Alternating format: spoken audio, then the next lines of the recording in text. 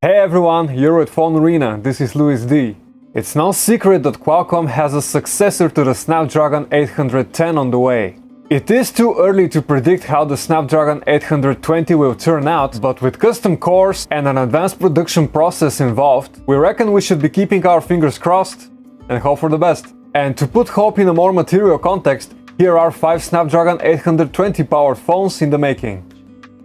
First up is the LG G4 Pro. LG hasn't been coy about its plans to one-up the LG G4 as little as 6 months after its unveiling. The Korean firm is building an LG G4 Pro phablet that's reportedly powered by the Snapdragon 820, dons an all-metal build and is to be premiered in October this year. It is said that the device will feature a 5.8-inch Quad HD resolution screen, 4GB of LPDDR4 RAM, up to 64GB of internal storage, and a serious camera duo, a 27-megapixel camera on the back and an 8-megapixel camera on the front. Chances are LG will blow us away with this phone like never before, but hopefully the software experience will match the quality hardware for real this time. Next up, the Xiaomi Mi 5 and Mi 5 Plus. Reports out of China indicate that Xiaomi plans to unveil the Xiaomi Mi 5 and Mi 5 Plus sometime in November this year, setting the stage for an eventual early 2016 release. Reportedly, the Mi 5 is to feature a 5.2-inch display with Quad HD resolution, in addition to the Snapdragon 820 SoC and 2 memory configurations. Either 3GB of RAM with 16GB of internal storage, or 4GB of RAM with 64GB of memory. There will be a 16-megapixel rear camera at play, along with a 3000 mAh battery, and it is said that the smartphone will measure just 6.1mm thick. On the other hand, the Mi 5 Plus will get a 6-inch Quad HD screen and 4GB of RAM by default, along with a 20-megapixel rear cam.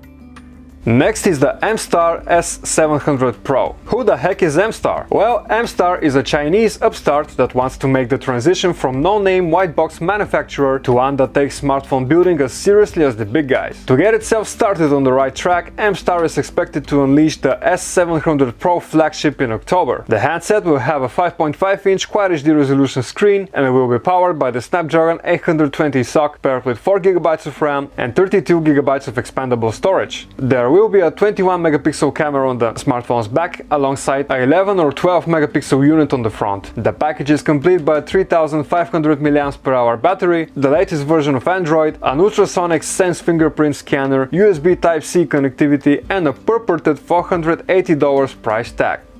Next up is the HTC Aero. HTC is aware that it failed to impress anyone but design pundits and loyals with its One M9 flagship. Thus, according to prolific leak bandit EVLeaks, HTC already got back to the drawing board and started devising an HTC Aero Hero phone for the 4th quarter of this year. So far, the only thing that we know about it is that it will be powered by the Snapdragon 820 SoC. But how far will HTC go into overhauling its concept for a flagship smartphone? That remains to be seen.